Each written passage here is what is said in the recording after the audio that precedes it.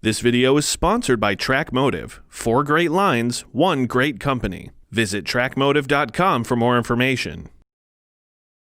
Compared to vibration problems at the wheels, issues with the drive shafts and drivetrain pose a particular diagnostic dilemma to a technician, not only for how fast they're spinning compared to the wheels, but also the torque that is being transferred through the components. The first symptom of a drive shaft going bad is vibration. Due to the nature of where the drive shaft is on the vehicle, which is typically underneath the floorboards, underneath the passenger and driver, they're going to notice if there's an issue with balance or some of the joints are worn out on the drive shaft. Plus, also, this is spinning at a different speed of the wheels, and it creates a different harmonic on the vehicle.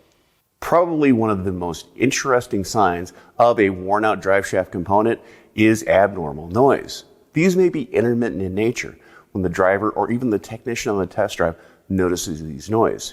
It could be shifting from park to reverse to drive when they notice a clunk underneath the vehicle.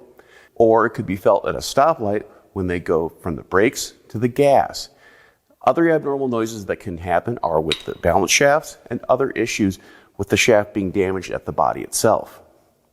I know it's tempting just to replace the universal joint on the drive shaft, but this is not a complete repair that solves the problem for the customer, because just replacing this universal joint does not address other issues with the drive shaft.